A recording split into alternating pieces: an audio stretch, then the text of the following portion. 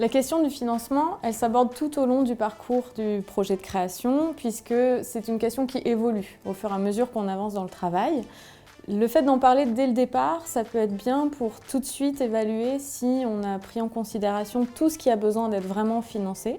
Ça permet aussi tout de suite de poser la question des apports personnels de l'entrepreneur et d'entamer la discussion sur ce que c'est la faisabilité, en quoi c'est différent de la rentabilité et quels sont les moyens pour atteindre ces deux objectifs-là.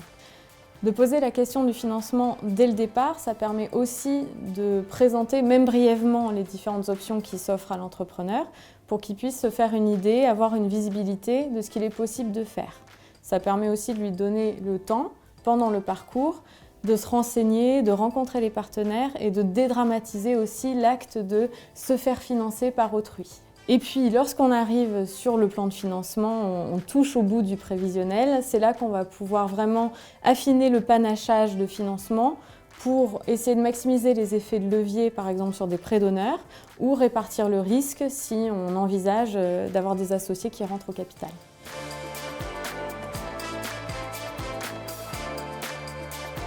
J'avais besoin d'évaluer la somme nécessaire pour attendre que mon entreprise devienne rentable. C'est un business qui n'est pas rentable immédiatement, donc il y avait un délai, peut-être 1 ou 2 ans. Je devais évaluer cette somme nécessaire. Et j'avais aussi besoin de savoir comment le financer pour ne pas mettre toutes mes économies. Et c'est pour ça que j'ai été voir BGE, qui m'a permis de structurer et d'éclaircir toute cette question du financement.